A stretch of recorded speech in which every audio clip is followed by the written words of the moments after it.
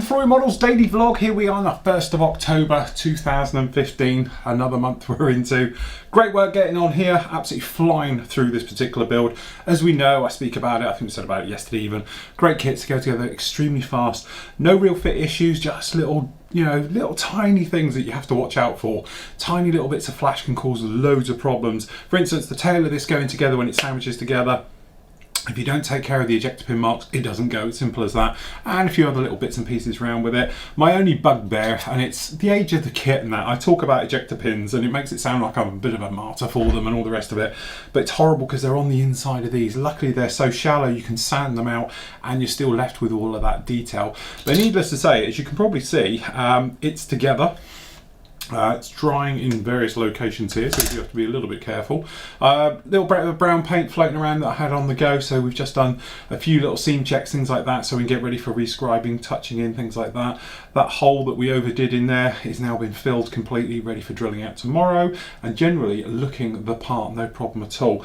Couple of little things I want to do to the nose, a few little details I want to add to that one. The wing sections on these are beautifully fit, okay, and they literally are going to be a nice after fit, which means we can spray the entire of the fuselage without the wings on, because obviously they're white, but generally that is it. Coming together really, really fast. I said to you it would be a quick build, I wasn't lying.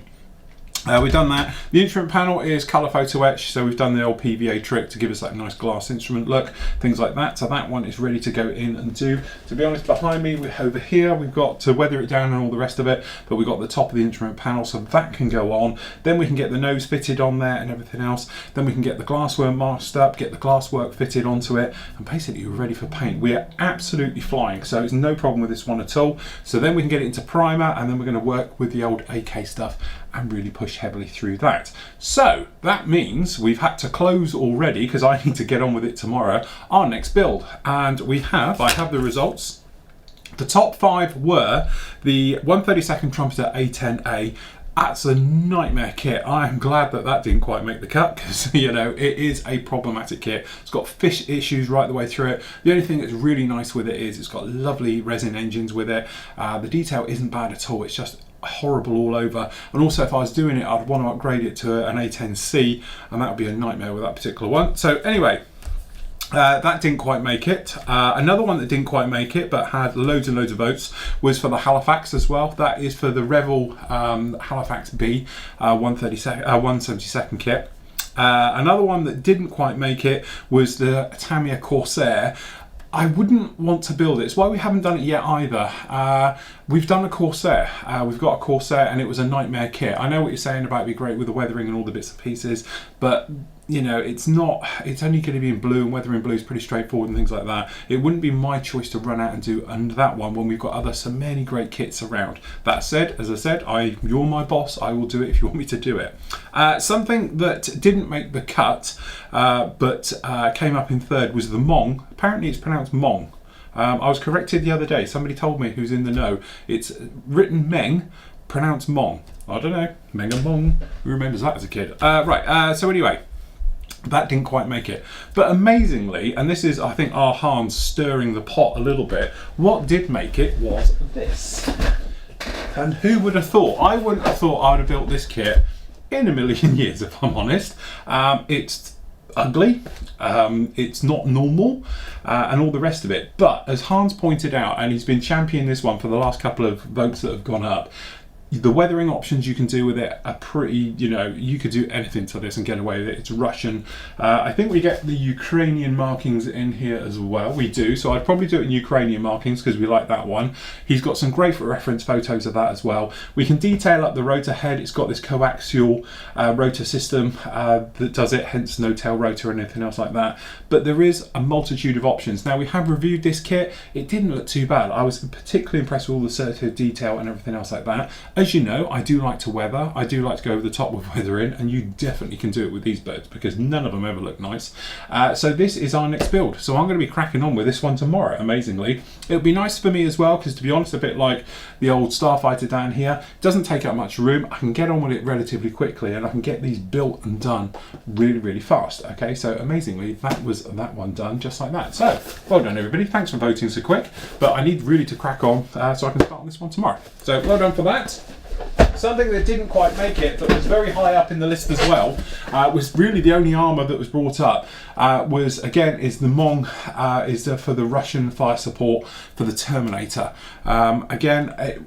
It's what it is. It's a fantastic kit. The box is really, really heavy and all the rest of it. So this is going to be our build as well. So we're going to be, as you know, I like to do aircraft. I like to do something with the armour guys, obviously naval, sci-fi, and obviously else. So recently, obviously we've done the bike, the F1 car, something a little bit different. So we can get back to the armour as well. So this is going to be my choice for the next armour build as well. So as soon as we are pushed along nicely with these two, so give it 2 weeks, we'll get this one in line as well. So they are really our next 3 builds we've got going on the go here now. So you've got the F104, you're going to have obviously the Helix, and we're going to do the Terminator as well. Again, we've got some great options for camo and stuff down here. You see it on the box. You've got like a Splinter type camo, the Expo version one down there, and I think we've got the green Russian one, which is basically one on the box, as you can see here. So again, fantastic. So that is the Mong Terminator. So we'll be doing that one and pushing through with that. So again, thank you for everybody for voting.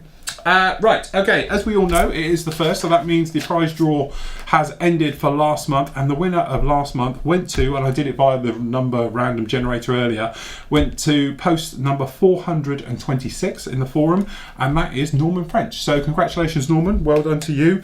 You're going to get the entire, well, not the entire set, but the ones I've got here of the actual metal colour stuff from Vallejo, and also, because it wasn't mentioned in there, but in here I have now got the black primer, so I'll put that in there with it as well. So you're going to get, not those because I've obviously used them, but you'll get a brand new set and I'll get them out to you. So if you ping me your address please in the forum or via contact me, and I'll get them out to you straight away.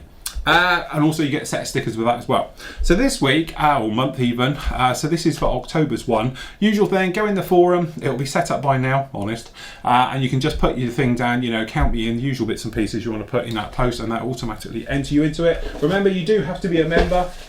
So this month we're going to go with something a little bit different. So what we've got here is the 1/48 scale Talon 2. This is obviously the trumpeter one. Very nice, obviously, with the talent and everything else. But it's not quite good enough for a Flory Models prize. So what we're going to do is also going to throw in a full set Flory Model Sanders. That one's worth, I don't know, 38 quid or whatever it is. So that's all the entire sander range in the multi-packs. So you get the 12 of all the skinnies, and you get obviously the multiple sets of the polishers, the normal sanding sponges, and the sanding sheets and everything else are in there. So that's the full range of set. So that will go to the lucky winner next month. So as I said, all you got to do, go in the forum, get yourself down in there and everything else like that, and then obviously you'll be entered into that one. We'll make our way through just like that. So that's about it for today. Tomorrow is actually kit review day, and I've already done one review, so that's quite something. So that is going to be the Space 1999 ship. So you've got that one tomorrow. Also, you've got what have I done with it? It's not down there now because I've done it. We've got the Russian 1K17, can't pronounce it, which was the laser tank. There's only 2 ever built. I think one got scrapped and the other one's in a museum now. Really weird trumpeter have done it, but I thought we'd have a look to see what their armour looks like and everything else like that. So we've got that one there, and also we have one of these from the Star Wars range for you tomorrow. So there we go, that's it from me today, and I'll catch you all tomorrow.